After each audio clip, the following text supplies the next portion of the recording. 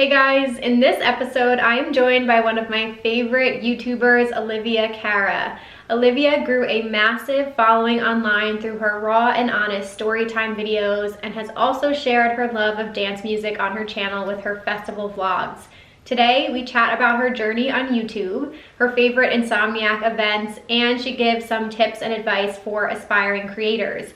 We also swap EDC Las Vegas stories and read some of the emails you guys submitted for your craziest festival stories. I have a lot in store for you this episode, so let's get into it.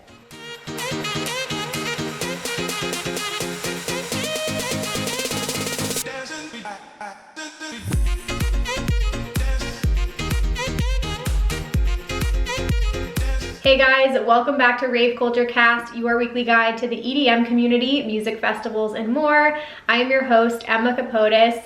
Guys, we did it.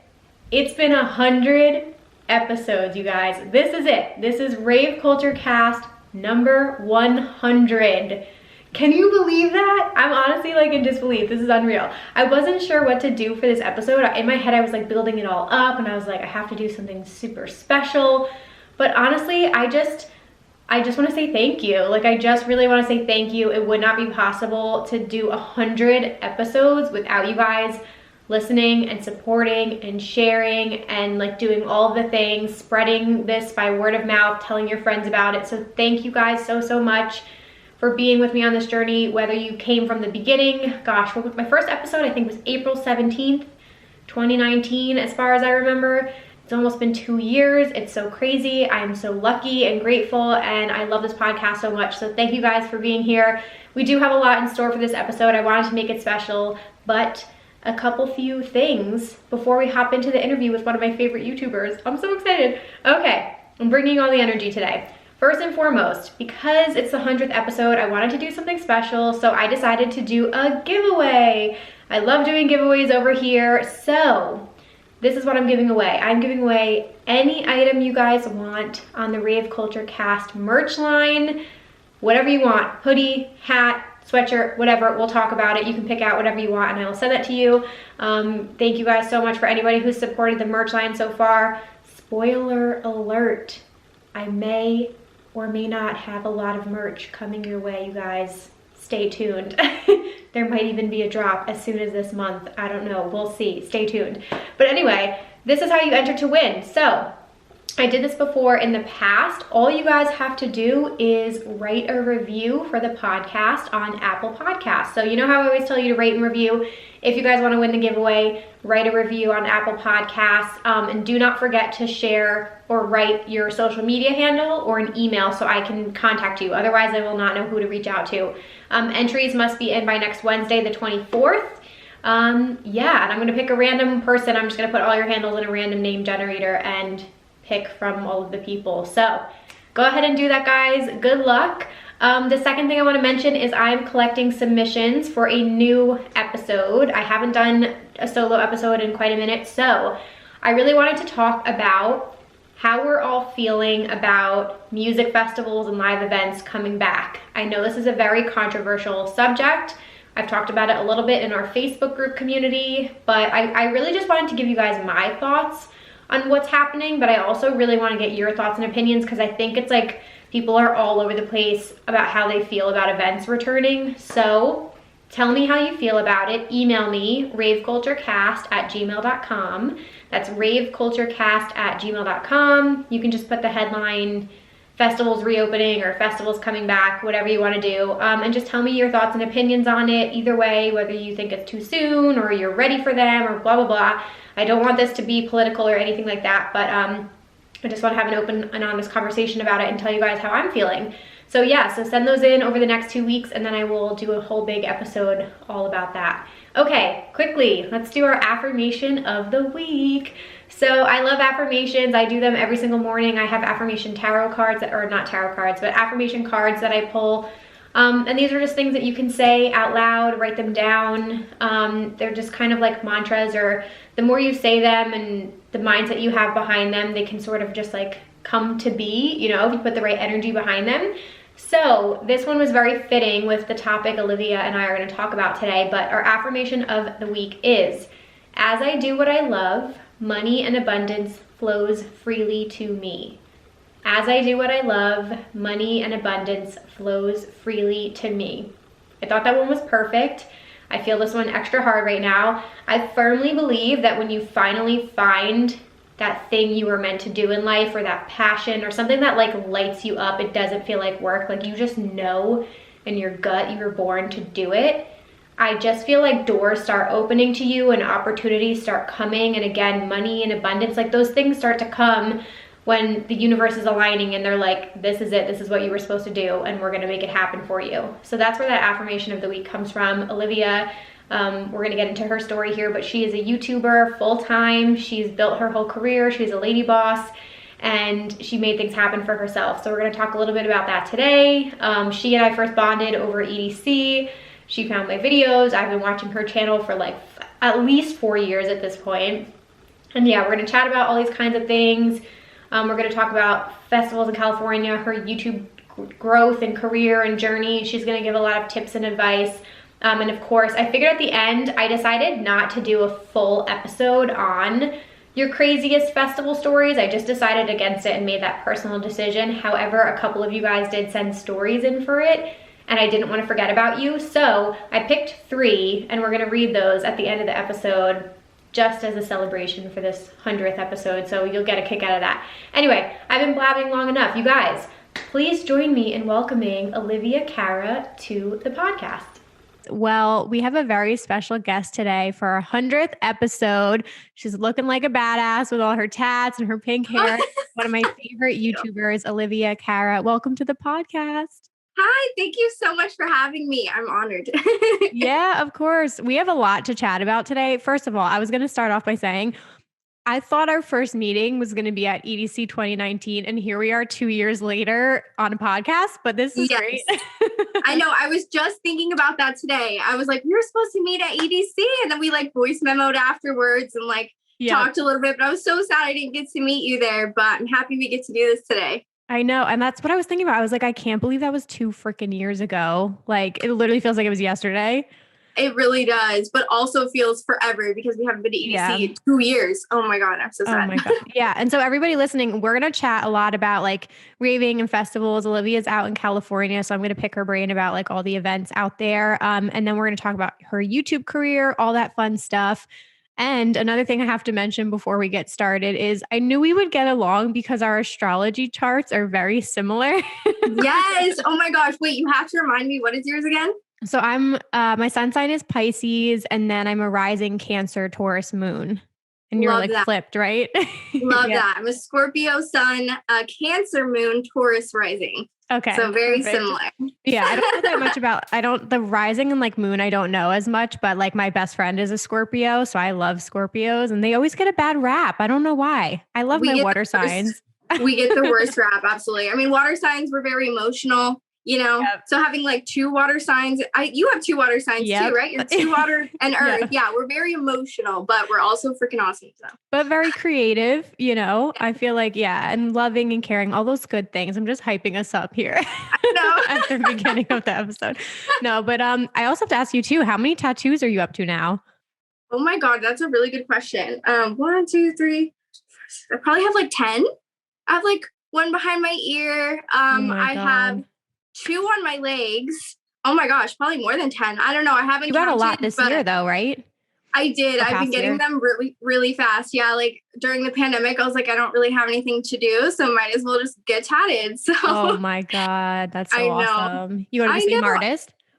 Yeah, partially. One of the artists, like some of my first tattoos are from an artist in San Diego, because that's where I'm from. Okay. And then the rest are from like 2 different artists up here. I just kind of go to like whoever's available, but there's this one girl, her name is Medea, and that's like the girl I'm going to now. And she's like more my regular now. So. Oh my God. I know every time I see you pop up with a tattoo, I'm like, I get that itch again. Cause it's been like, it's been 2 years for me since I got my last one. Do you have any?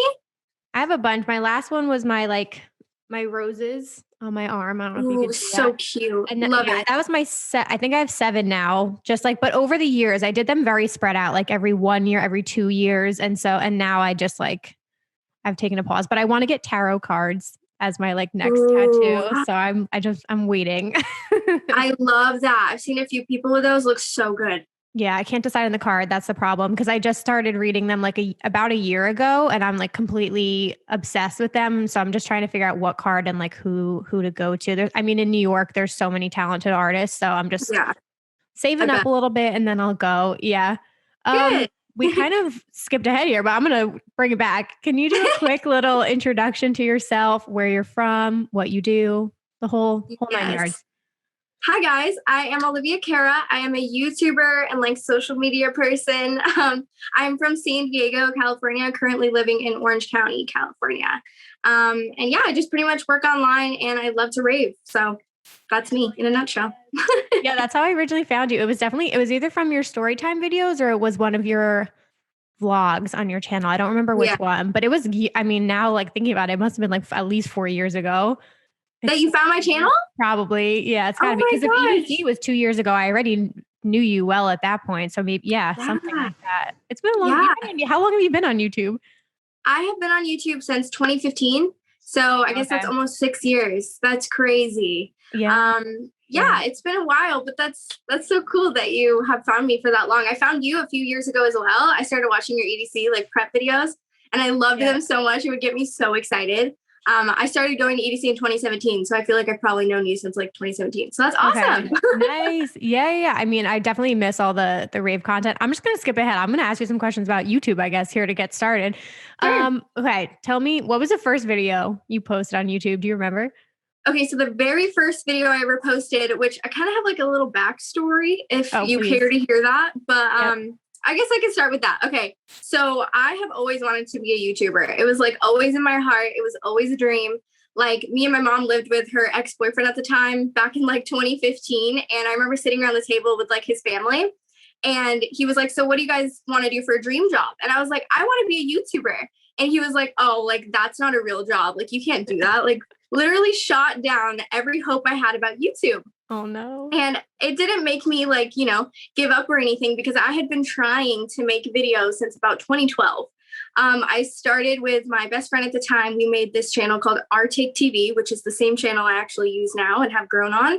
But it was called Our Take TV. Like if you literally go to youtube.com/Our Take TV, it still will take you to my channel right now. And it was like me and her doing like little skits and stuff. So embarrassing. I'm so glad I don't have those videos. We probably got to like 500 subscribers and then we like gave up, Mm-hmm. And then I had tried 2 other times by myself on the same channel to make videos and I gave up, always gave up. Mm-hmm. And then I think I quit my job in 2015 because just the management was terrible. I have a story time about it. Mm-hmm. Not my thing. I don't like authority really. I don't like bosses. Like I want to be my own boss. I always knew that. Mm-hmm. And so like I wasn't getting along with the manager.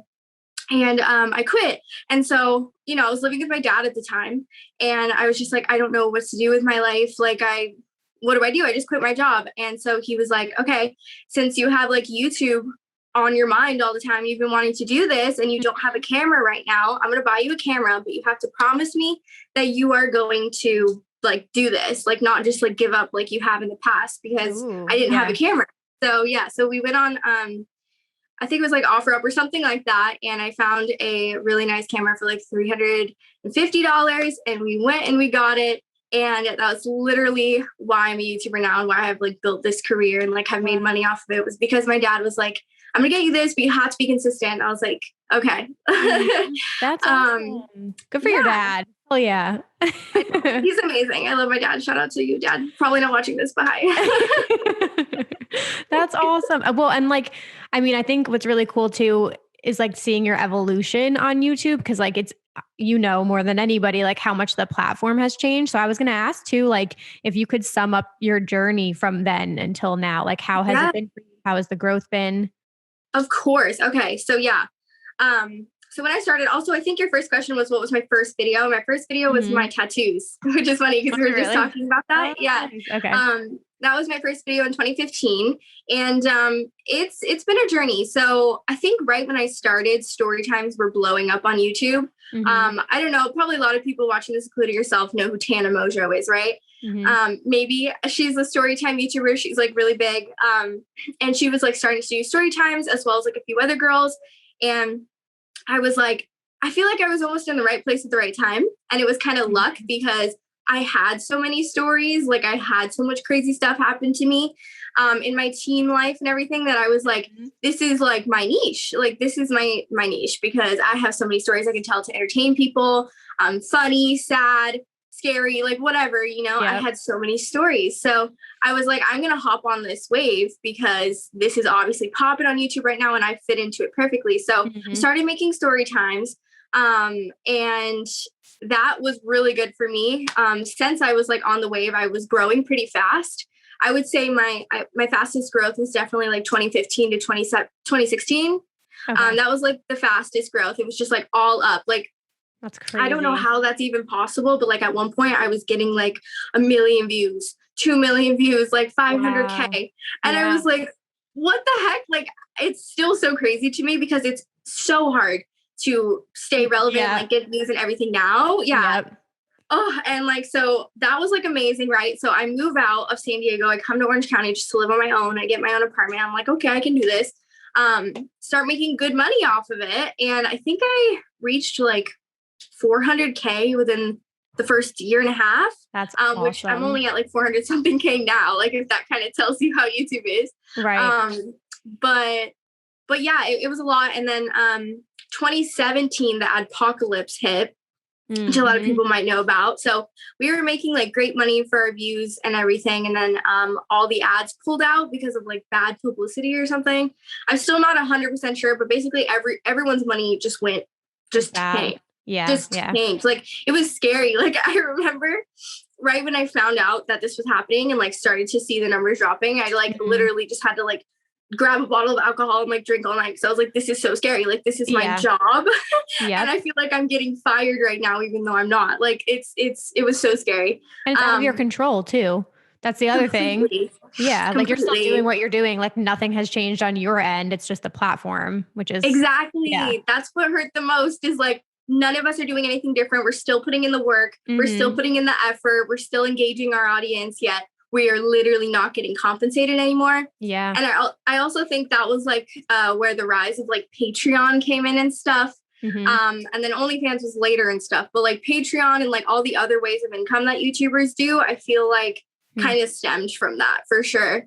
So that was difficult. And then, it was just like I continued doing videos, story times. But obviously once you do story times for a while, you kind of run out because you don't have a million stories to tell. You know, I only had a certain amount. So I just kind of started switching my channel over to like Rave vlogs and like random videos and stuff. And in the last, I think it was 2019, I did like a weight loss journey video series. That was really good.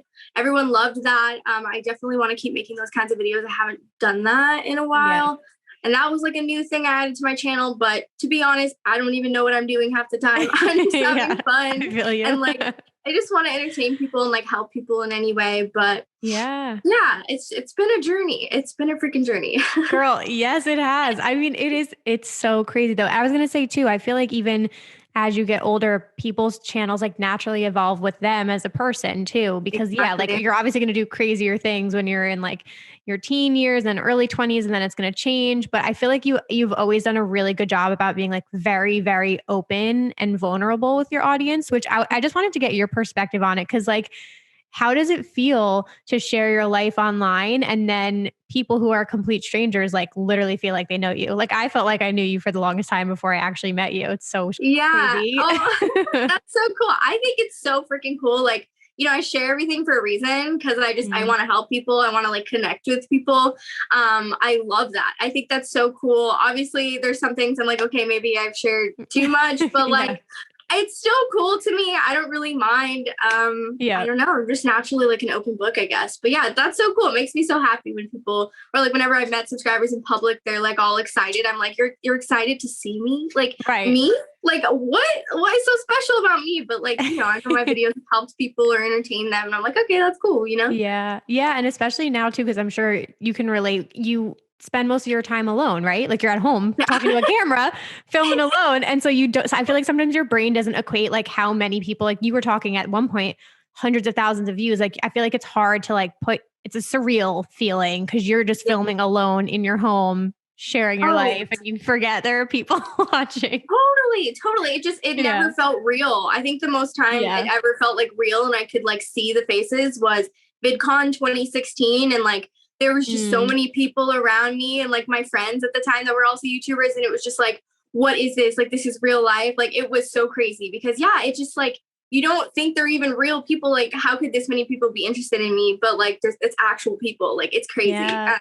Oh my God. Do you think a large number of your audience are people who came from the rave and music festival community? Or do you think a lot of it was the story times? I think definitely majority was like story times and probably pre-raving. I know I have a lot of rave followers now, probably a lot on like Twitter and Instagram and stuff too, because I post a lot of rave content on there. But still majority is probably from like the older days and stuff. But I would love like a bigger rave audience. But I think it's still a pretty good amount of people that follow me for raving. For sure. Yeah. I would hope so. Yeah, I think so. And I mean, I was going to bring up the weight loss journey as well. Cause I remember when you did that whole series, like I had a similar thing where I like yo-yo dieted and lost weight as well. And I love that you shared that one because I thought the videos were super interesting. But I feel like when you share the things that are actually happening in your real life, like that's where people can relate to you the most as well. Yes, 100%. And I know I've helped people also start their own journey, which is like so dope to me. Like that I could just help people get healthy and whatnot. But yeah. That's amazing. And any tips and advice for people? Because I feel like a lot of people say like, oh my God, it's too late. It's 2021. I haven't started my channel yet. But like any tips or advice you'd give people who want to start still? I think my biggest advice that I followed myself, which was when I saw the most growth, is consistency. That's just like literally the key. Consistency is key with YouTube. If you tell your subscribers you're going to upload Mondays and Fridays, which was my schedule in the very beginning, I never missed a single day. I remember wanting to skip a day and talking to my YouTube friends at the time. I was like really small, but I was talking to them and they were like, no, you just got to get up and do it. Like, stop being lazy, like do it. And I was like, you know what, you're right. And I posted it that day, the Friday or whatever day it was. And it just kept the flow. And I never skipped an upload for like a year and a half, which is my fastest growth. That's awesome. I would say consistency is so key. Pick a niche, you know, like if you're a vlogger, do vlogging. If you want to do story times, you can still tell them, even though they're not as poppin', like you could totally still grow from that. Or whatever else, like dieting, cooking, anything, just be consistent and be like passionate about what you do. And entertaining for sure. Just like be yourself. Yeah, that definitely is a huge part of it too. I think like, cause I'm working now with like students that I'm teaching in like my social media courses. And the other thing too, is like definitely to be engaging and keep your energy up. Cause I think you forget that on camera, you kind of just have to keep, it's like your personality times 10 a little bit. You're just very hype. 100%. Yes. You kind of got to like up the energy, but you know, still be yourself, but like up the energy, keep people excited and engaged. Totally. Yeah. And can you talk a little bit about OnlyFans too? Like how has that changed everything for you? I loved your video you just put out. Oh, thank you so much. Yeah. I mean, just like I was talking about earlier with like Patreon and stuff, I feel like OnlyFans has been a way for a lot of YouTubers to just like kind of make up that missed money and just like be able to live and like create, you know, and not have to like do a 9-to-5 or anything. So I chose to do OnlyFans in 2019. It's been good. It's been great. I feel like I was one of the first like ones kind of to start it on social media, and then it became very normal for like YouTubers to do it. So that was crazy because but it's been really good. It's fun. I love like connecting with my subscribers on there and just like messaging them. Everyone's really polite too. It's like, that's awesome. I don't think it's like as weird as people think it is. Like everyone's just really cool and it's just there to like support me. And it's been cool. Like just take pictures of myself in cute little outfits. And I love shopping for the outfits. It's so fun. And my boyfriend's like does content with me and my friends, like my best friend Ali Hardesty, like we'll take cute little pics together. Kind of like awesome. it's close enough to like rave outfits. Like we'll just be in like cute little outfits and just like I Mm-hmm. don't know, people want to watch us and subscribe to us. It's crazy. Good for you. Get that coin. I was gonna say it's so cool to see your just like growth in general. Cause I remember, oh my God, I would watch some of your videos and I'd be like motherly being like, Olivia, what did you do? Like when I forget what it was, but there was like stuff you would talk about, different like financial decisions you had made and things like that. Yeah. And now to see you now, like totally blossoming, killing it, doing your thing is awesome. Yes, that was a huge thing. Was I had gone through a lot of financial things. I was not good with my money. And obviously at some points it's like when you're a YouTuber and you get opportunities, like, you get these huge brand deals and then you just like blow your money because you've never had that kind of money before. Yeah. And I was so terrible with it. Like I just can't even. I got a Range Rover at one time and I had to give it back. Okay. That's how terrible. Like I have a whole video on it. Yeah. You probably saw it. The financial I remember. Yeah. So terrible. And I was like, okay, like we're going to change this. Okay. And at Nocturnal, I was kind of lit. I was on an acid trip. And that is when I decided to make my OnlyFans because I was like, I never want to I always want to be able to go to these festivals. And so I was like, I can't really afford them. Like I'm scraping by paying rent at these festivals right now. I want to be able to never question if I can go to the next rave. Like that was my thought process. And that's like why I started OnlyFans. Side note. Awesome. But yeah, I was not that good with money as well. So it was good to like have another avenue to make me money because I feel like I was putting all my eggs in the YouTube basket. Yeah. So that helped so much. And now I'm like way, way better. And I'm a saver now, not just a spender. So nice. Oh my God. Dude, I feel like I'm similar to you in that like I like to have the security of knowing like you can make your own money or like there's always opportunities to make more money. And like once you get into that mindset of like not stressing too much because like, okay, I'll just come up with something or a different avenue or passive income and like I will make more money so that I can afford things I want. Yes. My fiance is really good at that. Like I'm more like nervous, like I can't afford that. And he's like, no, you're supposed to say like, okay, I'll work X more hours so I can buy whatever I want. Like stop thinking you can't afford things. Think of ways you can earn more money so you can buy whatever the hell you want. And once you have that switch in your mindset, like you're trying different avenues, you have a bunch of different things going on. I feel like you're your own boss at that point and you're a little bit more financially free, which is a good place to be in. True. Yeah. So true. So true. Yep. All right. Let's talk raves and festivals. I'm so excited. Okay. Ooh, can you take me back? What was like the first, what were the first few events that you ever did for the dance music industry? Of course. Okay. So little backstory, in high school, I would go to these little San Diego raves and I took a big break. So I think like 2012, I went to this rave called Scream. And if anybody watching this knows DJ Blend. Do you know who DJ Blend is? No, I don't think so. It was like, I don't know if he was like a San Diego like DJ or something, but he was like, yes, he was the coolest thing. Like so cool. So I'd go to these little raves in high school and it was like so lit. I fell in love with EDM. Like I was one of those girls or people that was like, I don't even want to tell people I like Skrillex because they're going to think I'm weird. Like I was like one of those people, And I loved EDM. And then pretty much from like 2013 to 2016, I just like did not listen to it. Like I just totally forgot about raving. I'd never gone to a festival. Everyone was like, you've never been to a festival or like anything like that? I'm like, no, I don't know. I just don't even like EDM that much. I took a big break. I don't know why, because I love it so much now. It is literally my heart and soul. Like how I didn't like it a few years ago is crazy to me. But so I went to a few little raves. And then in 2017, my first like real event, I guess, was LED Presents in San Diego. My old coworker, Sydney, she had like invited me out. So I drove down one night and we went to LED. I think the acts were Lost Kings, which I love, Lost Kings, RL Grime, and somebody else. Shoot, I'm forgetting. But it was like those two for sure. Fell in love with both of them there. And it was so fun. It was, a great time. Damn. And then did it just go from there? Like, did you go to a lot of shows after that and festivals?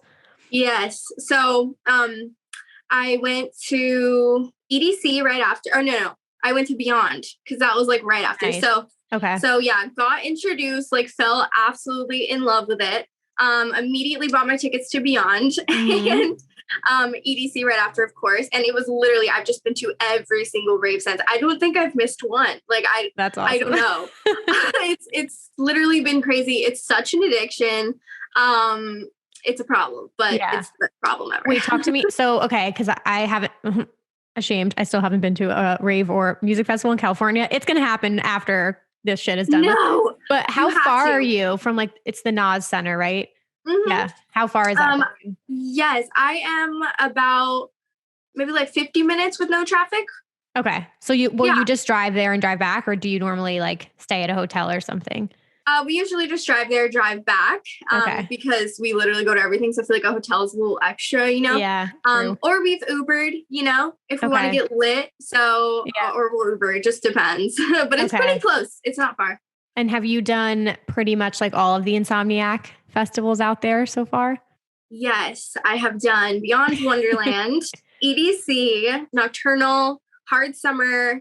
I've been to the Park and Raves, which is a whole other nice. Okay. Countdown, Escape, everything. You've done all of them. Damn. Okay. So the ones Hard Summer. I know you had a vlog on Hard Summer. Remember that one? Escape. Yes. What did you think of Escape? I love Escape. You do? It's amazing. It's one of my top favorites for sure. I mean, if you love Halloween, you're obviously going to love Escape. Yeah. Everyone's just in costumes, everything's scary. Like, you know, the vibes are just like immaculate at Escape. I don't know what it is. I love Escape so much. That's awesome. And last year, Insomniac is amazing. I'm such an Insomniac stan, and I will always be.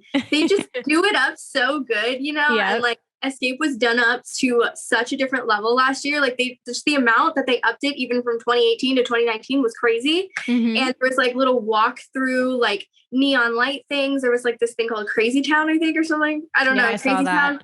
Yeah, it was just like this whole town, and you could just like do all this stuff, and like, oh, it's just so amazing. And there's always really good like, DJs. Yeah. No, it always looks so good. That's what I can't just like, okay, this is a good question for you. Cause you know, a lot of those events are 2-day events. So obviously like coming from New Jersey, it's a 6-hour flight for me to get to California, but they are so amazing. And the production, like lineups, like all that's going to be incredible. So I've always just like wondered which one would be worth flying out for. But I mean, I've heard just nothing but amazing things about that, Nocturnal and Beyond. So I'm like, maybe I just have to do all of them. Yes.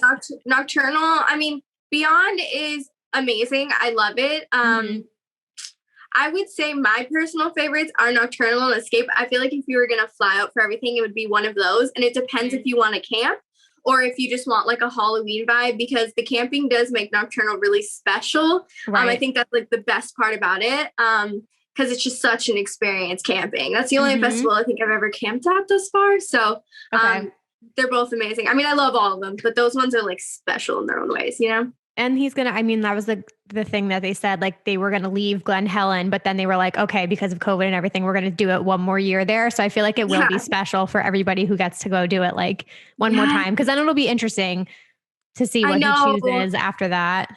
I know. I saw something that like there was a chance that they weren't even going to be able to have it this year. If it does happen this year at Glen Helen, and he was like, I'll keep you updated and stuff. So I think there's even a possible chance that it might not happen at Glen Helen this year, which would be heartbreaking. I still don't really understand why. But I don't know. California's I mean, I feel for you guys out there. Cause like New York and New Jersey were pretty like strict this past year with the pandemic and everything. But even for you guys, I mean, Insomniac obviously is like based out of there, and you have all of the events, and they've been so strict. It seemed like, but you said you went to the Park and Rave. What show did you go to? I have been to 3. I went to Keizo and Adventure Club. I forgot. I was going to say Adventure Time. Adventure Club in October. And then I think we took a big break, and the one that we just went to was Nightmare last month. Amazing. Awesome. I love Nightmare so much. That's so dope. Yeah. We felt like if we were going to go to the Park and Raves, like let's be in the front row so we can just like have all the lights and the music in our face, you know, just like get like the ultimate experience. So we got the front row every single time, which was iconic. Because it kind of is like first come, first serve. So we just always were like, we got to be on time. Got the front row. Amazing production. Honestly, you can see the DJ right there, which I love. That's like so cool. Like you're a real person, you know? And yeah, it was a great experience. They're just amazing. They always do everything so good. Yeah, it looks, and their lineups are always so amazing. I'm like, are I you know. a basshead? Did I not I know that? know. Are you a basshead or are you like into house music? Oh, Because I know some of your favorite artists, I think, but yeah, I'm just a mix of everything, but like definitely a bass head. A lot of the time, when yeah. I'm like, rolling I'm like, I Feeling don't some know what type I of can way. talk about. No, I've told you, I've said foul things Okay, on this good. show. I know I was dying at what you said. You talked Yeah. about it. I'm like, I feel that. Okay, Yeah. Yeah. but yeah, I'm. It just depends on the mood. Like, whatever Snake Hips is, whatever genre that is, I That's who I was literally, thinking of. I know yeah, you've talked about them a lot. Yeah. obsessed with them. Like obsessed with them. Like, I love that. See, I love when, like, you're an example of that, but I love when somebody says a favorite artist and it's not somebody that a lot of people say. Like, one of my yeah, friends is obsessed with Valentino Khan, who's like a very popular artist, but I never hear somebody say him first. And she's yeah, like obsessed with him. So I just love when somebody says an artist that like not everybody always says. But Snake Hips, yeah. I haven't seen them live yet. I need to get on that. Girl. So Oh good. my gosh. Snake Hips on EDC 2019 day 3 was life changing. So good. And then the visuals at Cosmic Meadow, I will literally never forget it. It was so they're just so good. They're such a vibe. Like if you want to vibe out and like groove, like you want like groovy, Okay. you gotta go see Snake Hips. Oh my God. This is making me feel pain because I honestly like this is a beautiful. Well, we're gonna get into EDC conversation in a second here, but like I'm the same as you. I like not mixed genre festivals, but I like the obviously EDM festivals that have all the stages because it just depends on your mood. Like, yes, you have your favorite artist you want to see, but like I'm getting more into like techno now, and obviously I'm a house head. But like if I just want to go to Neon Garden and like listen to techno for 2 hours, but then I can go to Bass Head and like be a fucking, I don't even know, like go nuts. I can go do that too. Yes. And I miss having the options. Oh, the best part about it, you just bounce around. Yeah. Oh my God. That is the one thing about the park and raves too. I love them, but like you're like forced to watch the whole thing. And I was very like bounce around. So it was like my squad and everything and my boyfriend. So like that makes the park and raves not as great as a festival, I guess, but still amazing. It'll do for now. Okay, so let's tell me the story or tell the audience the story of how you met your boyfriend. Yes, of course. Okay, so it's like too funny to me. It's still hilarious. It really seems unreal. It does, right? So this was in 2017, and this was also like after I kind of like got over a little heartbreak too. So it was like the perfect timing, and I was on Omegle because I made like Omegle videos for YouTube. Okay. So I would just like troll people, how people do that. So I like some of my videos have so many views for Omegle. It's crazy. And I was making this video and I was probably filming it for like an hour or two. And I was like, hey, I'm not really like vibing with anyone. This isn't good. Like, and I have this on video. This is on YouTube. And I was like, let me type in EDC and see if anyone is going to EDC. Because this was like my third rave that I was going to have gone to. This was like right when I started raving. So I was like so hyped to meet people going to EDC. So I was like, oh my God, I'm going to type in EDC. Type in EDC. And I think he was the first one that popped up. And it was Sebastian, my boyfriend, and he had EDC typed in as well. So he had like a big bong in his hand. He was just like super high, like looking for people going to EDC. That's awesome. So was I. So we were just like, oh my God, this is crazy. And like the first thing I said to him was like, you're so cute or something like that. And, like, we just like immediately hit it off and like started flirting and found out that we only lived like an hour away from each other. Which is crazy because it literally could be anyone across the world you're being matched with. Yeah. I mean, obviously we had EDC typed in, but still, it could be anybody. So, yeah, we just got to talking, found out we lived close, and then just like texted for about a month. And found out that he didn't have a group to go with anymore.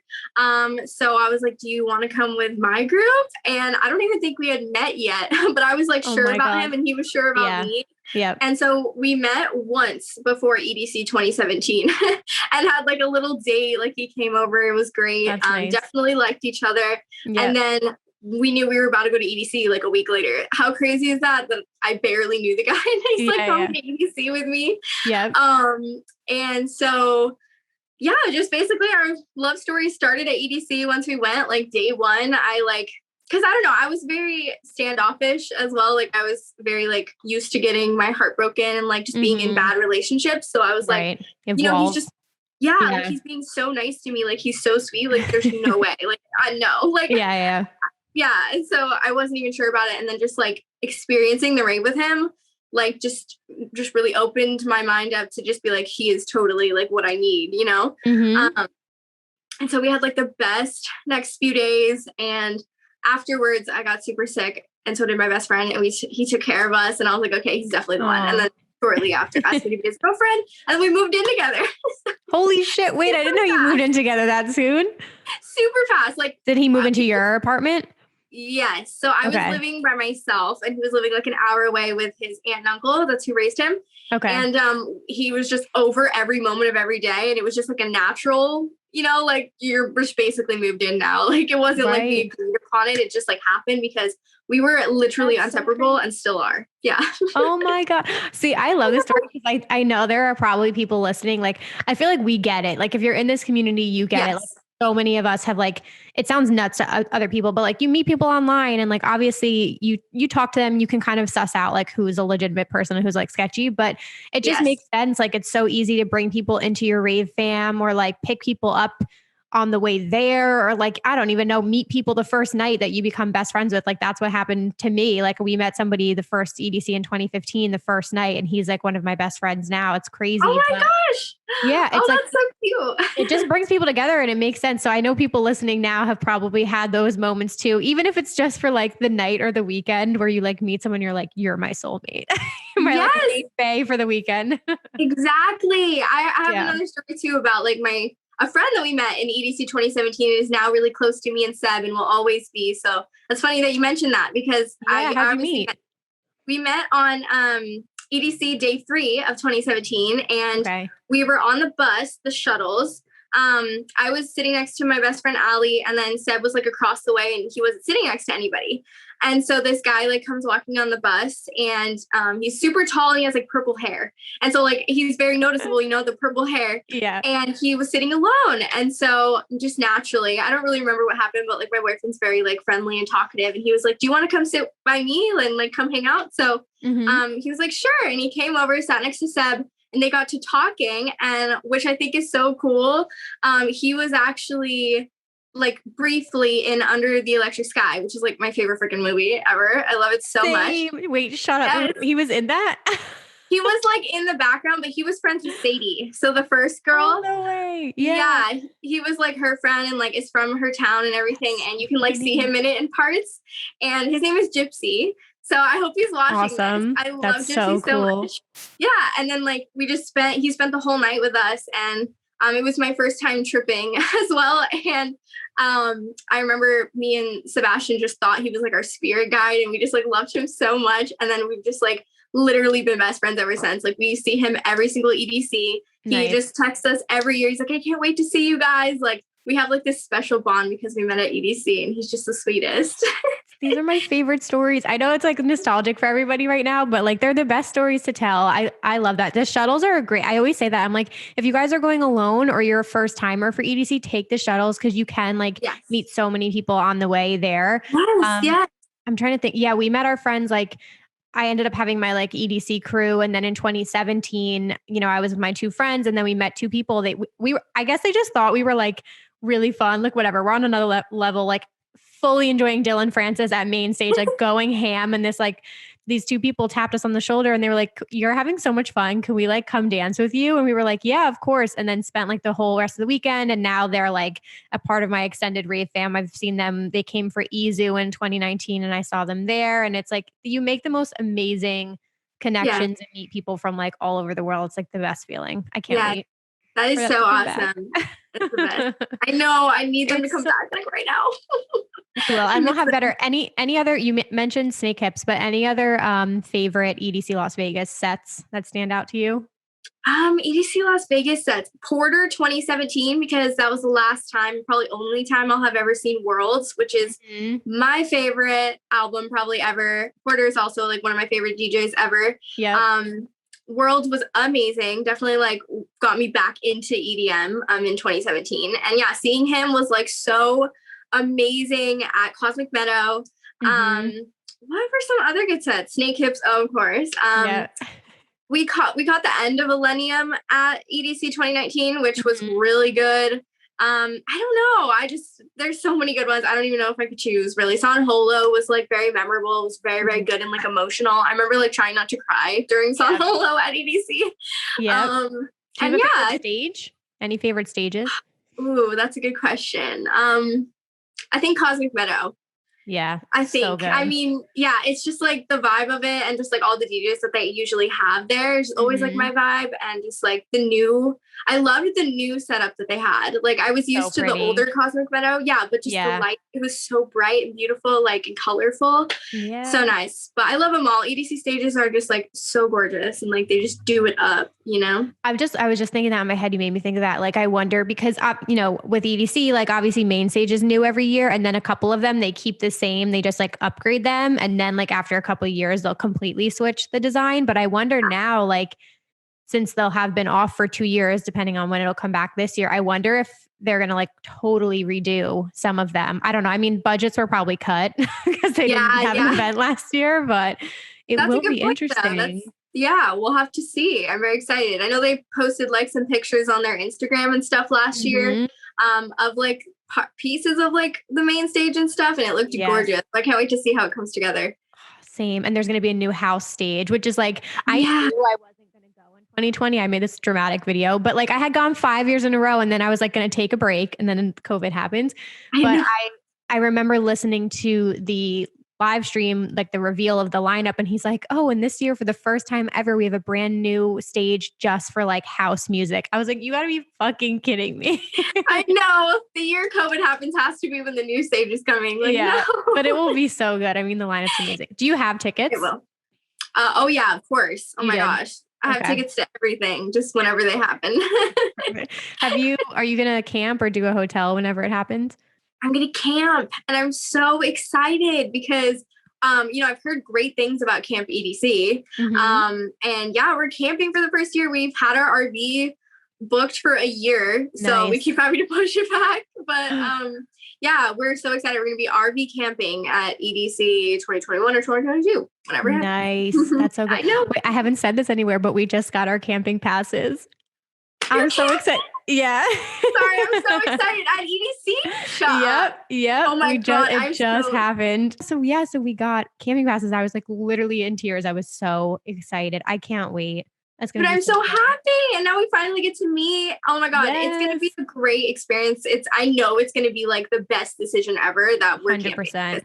Yeah. I'm so ready for it. Like they have roller skating. They have like a pool. They have all this stuff. I'm like, sign me up because I can go to 100%. Vegas anytime, stay in a hotel, but I can't do Camp EDC all the time. You know what I mean? Yeah. So I think the convenience of it is just going to make our lives like so much better too. And just in general, it'll be like chill throughout the day, have fun, meet so many people. Oh, okay. It's going to be so good. Like remember the cold? Remember how cold it was? Horrible. So, like, we would be able to have just like gone back in and got jackets, you know, but like I couldn't do that last year before I realized how cold it was. Like day one, when we did not know it was going to be that cold, we had nothing, just our little bikini outfits on, you know, and it was the coldest thing of my life. So like if we had done camp last year, then 100% got our jackets. Exactly. That's what I'm thinking too. I'm like, even if I want to wear platforms for the first 3 hours, I can go back and take them off. Yes. Oh my God. I would love to. Like I wish I could because I need them. I'm literally 5 feet tall.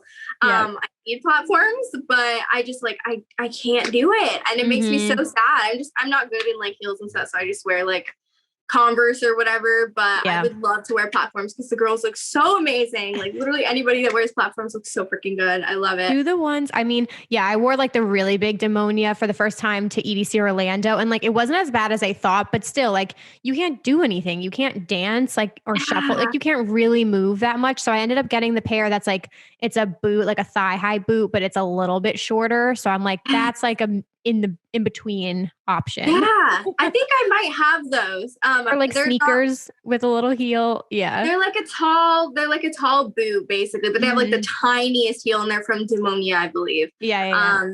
But yeah, comfy shoes are a must at festivals. So I'm just like, screw it. you know, I'm going to wear my dirty Converse or whatever, my old Converse, because I want to be comfy. I want to dance, you know, but. Hell yes. All right. All right. I want to shift gears here a little bit. I want to talk about Coachella too, because how many times have you done Coachella? Once or twice? Once. But you're like, fuck my life. No. Boy, do I have a story for you. Yeah, I know. We will definitely talk about the story, but in general, I haven't done it yet.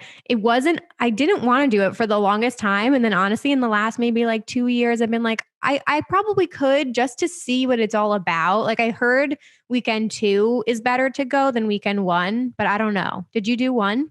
I did weekend 1, but that was because at the time I was like, okay, I need to be cool and like go with the influencers, right? Like, yeah, it was just, I don't know. I wanted to just like, I'm also very like, I wanted to go the quickest, you know, I didn't want to wait while everyone's having fun. So I was like, okay, weekend 1 seems about right. So, yeah, we went to weekend 1 and I was kind of the same. Like I hadn't really ever thought I'd go. Like I kind of would just be like, oh, Coachella, whatever. Like I'd rather rave. Like it's just full of like rich people, whatever. And didn't really want to go until like a few months before Coachella 2019. And I was like, okay, I actually really want to go. I want to experience it. And I think it's an experience that everyone should do at least once. Yeah. I think it's for sure a vibe. See, I've never really been to any festivals outside of Vegas and California. So I don't know about like Lollapalooza and things like that, and like other big festivals that have like all kinds of acts. I pretty much only know like Insomniac, Raves, that's just EDM, and then Coachella.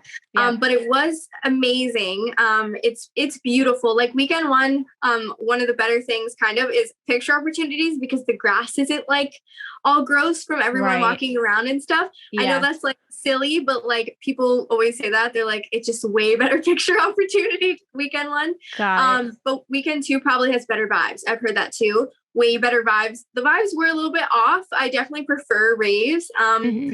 Actually, our Airbnb situation was terrible, but that's like a story from another time. Yeah. Go watch her vlog. Yeah, go watch my vlog. But yeah, the festival itself was really fun. It was, you know, you could bounce around to indie music and then you could go watch some EDM and then, you know, whatever. It was a really, really cool experience. And I would do it again. Honestly, I would do it again. Any tips for first timers? Like I always hear like, I don't know. I guess that the thing I would have to see in real life is like the size of this event, because I've watched so many vlogs and you always see everyone saying it's this really, really long walk in there. And then I've also heard like you can only drink in the drinking areas. You can't walk around with alcohol, which I had no idea that was like a rule either. It's interesting. Yeah. I forgot about that. Yeah. If you wanted to drink, you had to be like in this certain area and like there was, you know, guards and like police people like making sure you did not have a drink leaving. So that was kind of interesting because it's not like that at EDC or anything, right? No, not at all. So yeah, you're very like confined. Also, it is kind of weird when you're lit and then you see like a family with a stroller walk by because I'm not used to that. Yeah. Like, I feel like a terrible person. There's like kids right here and I'm like lit, you know? That's going to be me as a parent. I'm going to be there with like my child. Sorry, I know. But, like how fun. Like that's a great experience to bring your kid to like Coachella. That's iconic. But yeah. Is it big? Sorry. Is it like very spaced out, like all the stages and things? Because to me, it looks like it's a big, big venue. It's pretty big. I would say it's no bigger than EDC or might be smaller than EDC. The walk-in is crazy. I remember you talking about that. The walk-in is actually insane. Do not wear anything with a platform. You will twist your ankle because it's like rocks. Like you're like climbing over rocks. It's kind of scary to get in. But the event itself is pretty freaking big. There's like a lot of stages. Main stage is huge. Yeah, I'm like trying to remember. I feel like we didn't get to even see as much of it, which is crazy because it's 3 days, right? As I would have wanted to, but it's pretty big. Yeah. I don't know. It always just looks so beautiful. I know everybody says it's like so incredibly dusty too. Like you have to bring a bandana. Very dusty. And it does get really cold at night. Like it's like hot in the day. A lot of the times you're like sweating and then like at night you're literally freezing. So the weather's kind of interesting, but yeah, it was really fun. Like it was a great experience. I would definitely do it again. It was cool to be able to see acts that like weren't just EDM and like really like experience new artists that you've never heard of. Right. And all that. So Crazy. Well, it is interesting too, because I had this as one of my questions. I forgot about it. But do you feel like being in this industry or just in general, being like a social media influencer or a YouTube, do you think there are advantages to living in California? Because I feel like it's one thing if you already live out there and you're kind of already in this world. So you might like see a lot of people you recognize or have collaborated with or something. But if you're like flying in, not from that world at all, I don't know. I feel like it's just a different experience. So yeah, do you think there are any advantages to being out in California and being a YouTuber? I think like partially for sure, like, the raves and festivals are right here. So I can go pretty easily. I don't even have to get a hotel, vlog, that creates content, get Instagram content. It's great to be around all the action, right? I think, LA is cool. I live like an hour outside of LA. I'm in Anaheim. I'm literally right by Disneyland. Nice. So yeah, so it's a great location. I think a lot of people move out to LA and stuff and like think that's like the thing to be an influencer. I'm from San Diego, moved to Orange County. I would be here anyway. Yeah. But I think it's not really that necessary. It's really not. It maybe helps in some ways, but like I've considered moving to like Vegas or Florida or different places. I don't think you have to live here to be successful whatsoever. It just depends on what you do, I guess. And for me, it's good to be close to the raves. But if I wasn't a raver or something, I definitely wouldn't have to live here to be an influencer. Oh my God. I say that to my fiance all the time. I'm like, I'm going to be the old lady that wants to move to Vegas, by the way, because I love the dry heat out there. And like, I want to be close to the, to the EDM industry, which is yes. Like literally for us, because we love it so much, it's like good for us to be out here. Yeah. I'm going to be in the casino with my bucket of coins, like just going crazy. That's literally going to be me. Doesn't Vegas seem like it would just be so fun to live in? Like I want to live there. I know, but it's so hard because like I mean, obviously every time I go to like the Strip or something like that, and that's not the real Vegas, like people who live there probably are like rolling their eyes, but still I just love the dry heat out there. Like I feel like I was meant for that type of weather, and I kind of miss that sometimes. Like we're just getting over winter now in New Jersey, but like fuck the snow. I hate the winter time. Yeah. Like, not about it at all. Yeah, I would never make it in the snow. I can't even handle a rainy day in California. Like that's how obsessed with like the heat I am and need the heat. Like I can't even handle a 65-degree day. Like that's how ridiculous. So funny. Totally feel that. Oh my God. Once this shit is like lifted and things get better, yeah, I definitely want to get out there for some shows and things like that and just stay there for some time. All right. We're kind of coming up on an hour here. So I don't think I have too many more questions. I told Olivia I had a fun thing planned for the end here. So some of you guys might remember I did like a submission for your craziest festival stories. And I got a couple of them. Some of them were longer. So I picked some short ones. I figured since it's the 100th episode, I was just going to read and we will react to your insane stories. Yes. All right, you ready? Yes. Let's do it. Okay. Unless you said it was anonymous, I'm going to say your name. So this one was from Aaron. He said, okay, this was Lost Lands 2018. It was hot and muggy. So to counter chafing, since we all have thick thighs, we use a shit ton of baby powder. My friend went to the porta potties near our campsite and did his business. He noticed as he was leaving, he left some baby powder on the toilet seat, but paid no mind to it. As he was walking away, he heard the next guy enter and say, "Oh shit, someone left a bunch of Coke on the toilet seat." My friend stopped and he heard the other guy snort up some of the baby powder and start banging on the wall and says, "Shit, this isn't Coke." Life lesson here is probably always test your drugs because they could be baby powder, or don't take random shit you find in porta potties, especially if it's on the toilet seat. I hope you find this story funny. That's crazy. The fact that like that was definitely pre-COVID because nobody is freaking snorting anything off the toilet seat these days. So that's crazy. I mean, oh my God. What kind of level do you have to be on to snort something like that? Makes me want to puke. Snort something off a toilet seat? Like, oh God. Oh my God. No, thank you, ma'am. I probably would have turned around and been like, no. But yeah. Hell no. That's the one positive thing I've been hearing about like shows post pandemic is that, they're saying that bathrooms and like just sanitation in general should get a lot better. So that would be really nice if we could have like trailer bathrooms at every event. Like, yes, let's get on that. More cleanly bathrooms would be amazing. Yeah, that's what I've heard too, actually. Yeah, like cleaning them more often, which would be very, very nice. Okay. Good. Yeah. Story number 2. Back in 2017, I went to EDC Orlando, where I traveled alone to meet with a group of friends that I had just met from a previous festival. There we go. We were talking about that before. Okay. I was still new to the scene, so I wanted to experience as much as I could as quickly as possible. So I went all in with this group. A few of the people in the group were locals, so they knew where to find certain things to enhance the festival experience. So before flying out, I asked if they could get me some stuff because I didn't want to fly in carrying anything. Fair enough.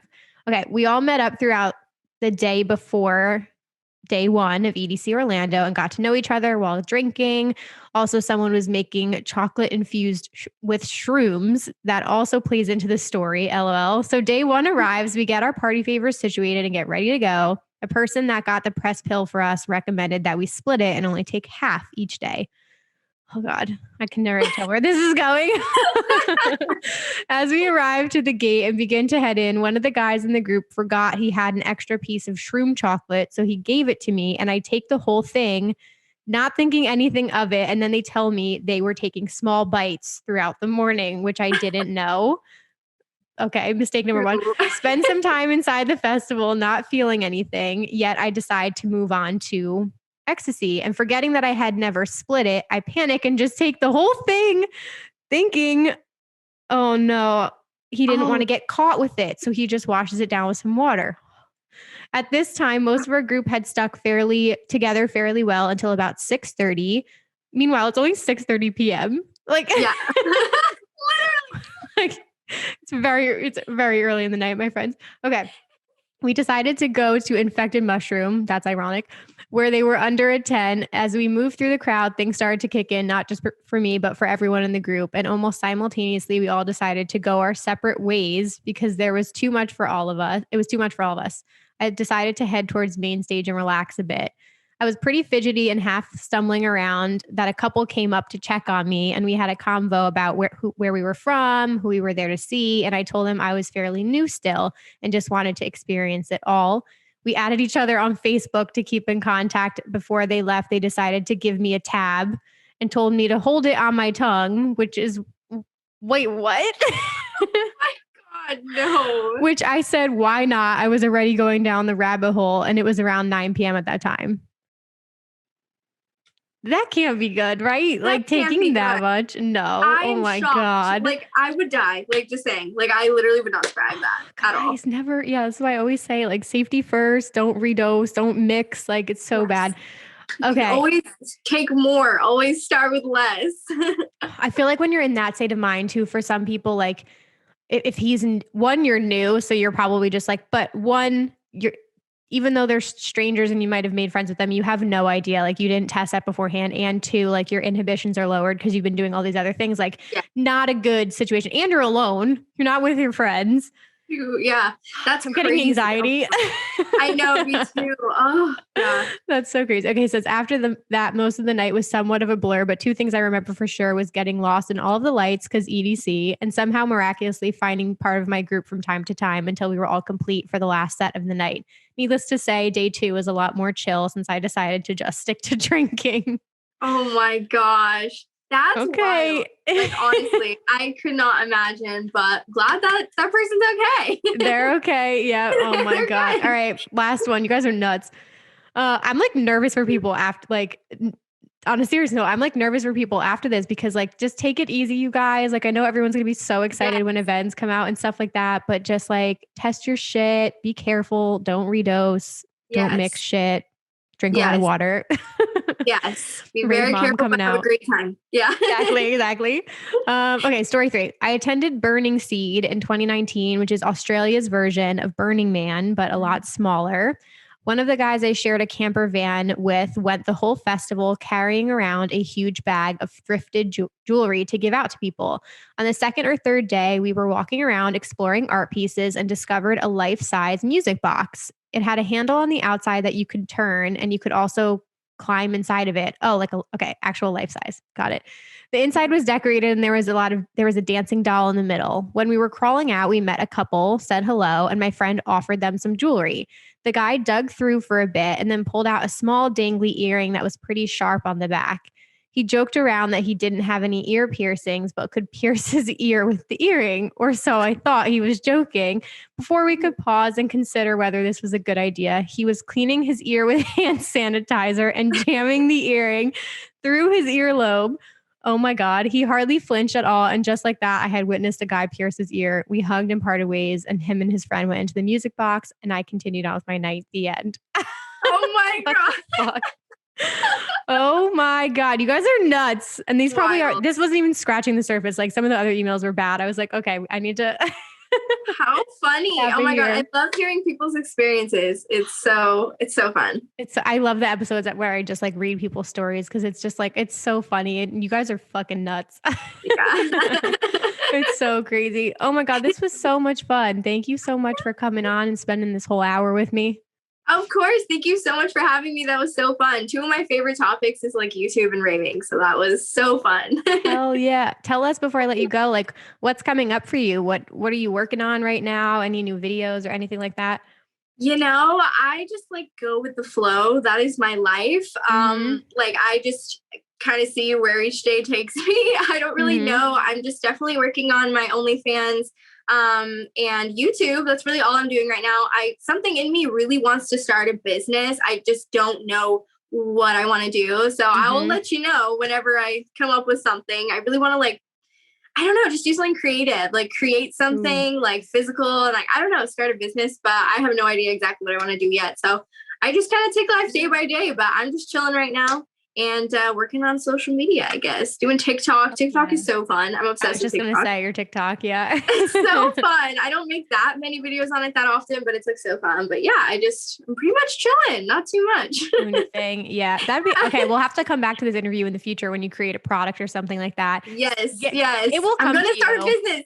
It will come to you. I was going to say, yeah, like something will just click at some point or you'll hear a message or whatever, but you'll know what it is when the time is right for sure.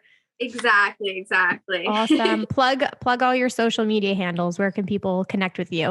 Yes. Okay. They're like all different. Definitely check out my YouTube and just search Olivia Cara. My TikTok handle is Olivia Cara, I believe. I'm kind of forgetting what my handles are. Instagram is olivia.cara.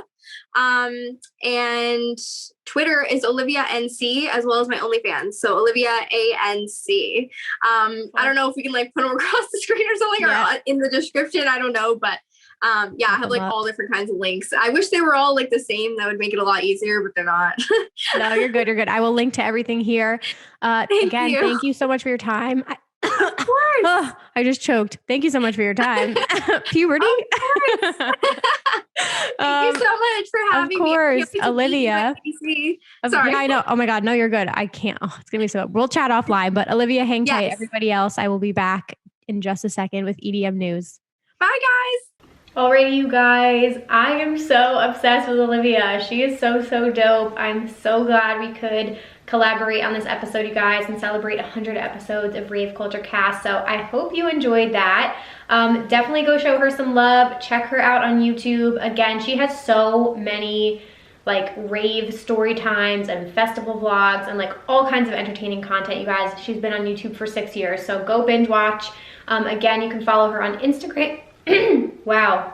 Puberty, voice crack. My voice cracked like 3 times during that interview. I'm leaving this all in because it's real.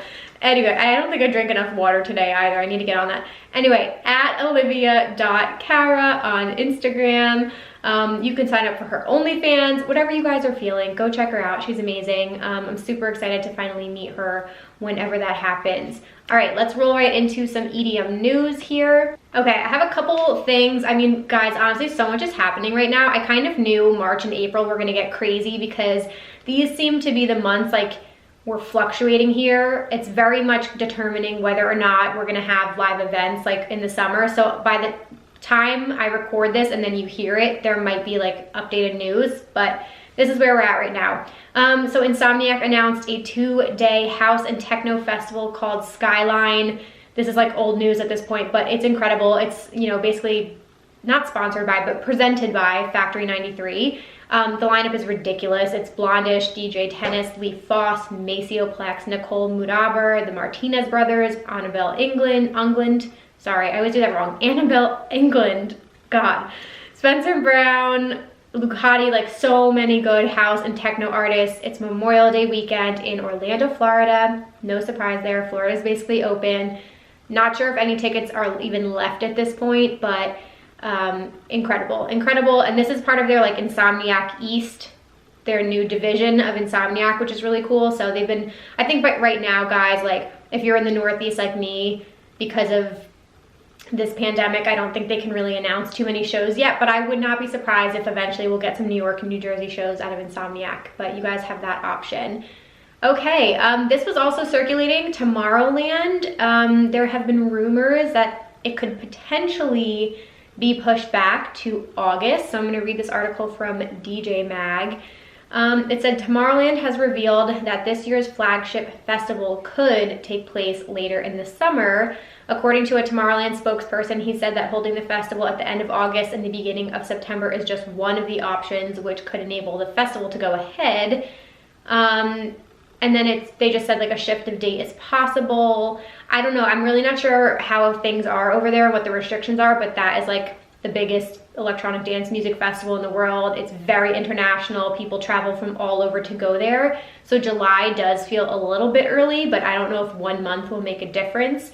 I'm sure any of you guys listening who wanted to go don't want it to get canceled this year, but I have no guesses as to what is going to happen with that, as long as everything's safe and people are able to travel safely. Okay, Burning Man announced their theme for this year. They have not confirmed whether or not the event is going to take place, but they did announce a theme, so I don't know if that's going to be promising or not. But it's called Terra Incognita.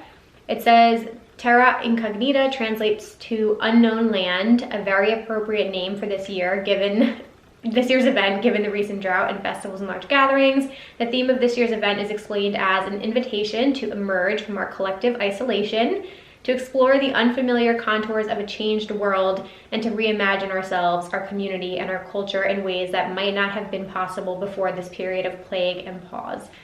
Very, very interesting. I will keep you guys posted if we hear anything about the actual dates of the event. Okay, up next, this is another interesting article I just wanted to read. So basically, 1,300 people attended an event in Amsterdam for a study, basically a study on like returning to concerts or returning to live events. So that was interesting. It says, following the Dutch government's announcement that festivals could be possible in the Netherlands as soon as July, a trial event with 1,300 attendees took place on Saturday the 6th at Amsterdam's Ziggo Dome, with the aim of supporting the government in its lockdown easing decisions. So it opened its doors for 4 hours that weekend, with the guests divided into 5 groups of 250 people, plus one of 50, with each bubble given a different set of rules. All the attendees had to present a negative test for the coronavirus 48 hours before the event. All movements and contacts were traced on the night, with precautions in place, such as one group wearing masks and another drinking fluorescent drinks to study saliva spread and reach. Oh my God. Attendees will be required to take another coronavirus test this coming week. The study was coordinated by the field lab for the Netherlands government. So they said that they hope this can lead to tailor-made reopening of venues, and then they're going to measure what happens. So I'm very curious to see what happens from that study, but it's cool to know that people are out there trying to bring events back. Okay, last 2 things I have here. Again, these are things happening in real time, some updates on Dubby. For those of you who didn't know, right now the festival is planning to take place at the end of April. They are moving full steam ahead. Disco Donnie, who is at like the head of the ship, he is the head guy. He just tweeted this today on March 10th. He said 7 to 8 artists, or artist update, 7 to 8 artists are being replaced because they can't get into the United States. Big question mark as to who that would be. A few artists are wobbling because of the cancel mob culture. Don't attack them. They booked this back in 2019. I'm trying to get the clear health pass buttoned up to help. We would have the final lineup in 2 to 3 weeks. So by the time this comes out, probably in another week. Very interesting. I think everybody's been questioning lineups because they're like, if people are international, what if they can't travel as soon as next month? So I think a lot of the lineups are going to kind of be up in the air. Okay, last thing, this just happened like 30 minutes ago. Electric Zoo tweeted, "We've got more good news coming for you momentarily. Hashtag EZoo 2021 New York City." So you guys, could that mean that Electric Zoo is actually happening this September, because that would be pretty crazy if they decide to move forward with it. More to come on that. I will definitely keep you posted, but that is very promising. It's Labor Day weekend, so hopefully it can happen. Alrighty, you guys, we made it to the end of the episode. Thank you so much for sticking around with me. I really hope you enjoyed this interview with Olivia. It was like, honestly, an honor to chat with her. I seriously have been such a fan of her channel and her videos, and again, she's just been so like open with her life, and it's been really inspiring to watch, and I cannot wait to rave with her and her Rave fam. So definitely go show her some love at olivia.cara. Sorry, I knew I was gonna do that. And don't forget to enter the giveaway, you guys. So in this next week, if you want to win a piece of merch from the Rave Culture Cast merch line, go write a review on Apple Podcasts. And don't forget to leave an email or a social media handle so I can get in touch with you. You guys have a week to enter. Thank you so much for supporting this podcast and letting me do the damn thing. We got to 100 episodes, you guys. It's only gonna go up from here, and this community is growing, and I can't wait to do meetups at festivals and more Zoom calls and all of the things. So thank you so much. If you enjoyed this episode, please share it with a friend today or make it your Instagram stories and tag at raveculturecast. And lastly, don't forget to send in your emails on how you feel about festivals and live events returning. Spill the tea. Let me know how you're feeling. Email me, raveculturecast@gmail.com, and we will do a full episode talking about it. Alright, you guys, thank you so much for listening, and I will be back next Wednesday with a new episode. Bye, guys.